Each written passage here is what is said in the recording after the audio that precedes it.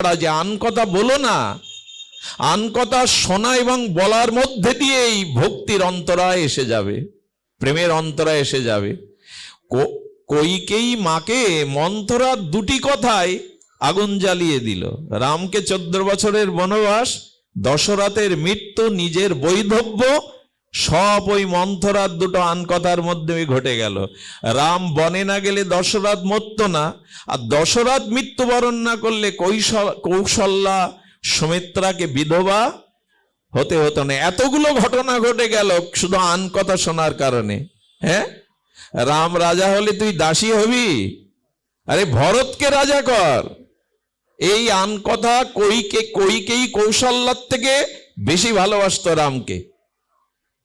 দেখুন, ভরত যখন আসতো দেখতো কৌশল্যার কোলে নেই, কইকেয়ীর কোলে রাম, শিশুকালে, শৈশবে। কইকেয়ী কম ভালোবাসতো না। কথা বলার প্রয়োজন নাই জীবনে। দিবস যামিনী আবল তাবল কত পাঁচাল পাড়িতে পারো। কিরকম জানেন?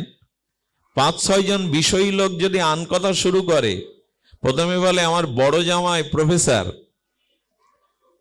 পাশে যারা শুনতে থাকে আন কথা বলে মেজো জামাই, শুরু হয়ে গেল। বলে মেজো জামাই এখন অমুক থানার ওসি, বলে তাহলে ছোট জামাই নিশ্চয়ই অমুক, শুরু হয়ে গেল। কি প্রয়োজন আছে? এই জন্য দয়া করে যেখানে হরি কথা নাই ওই জায়গা থেকে চলে যাবেন।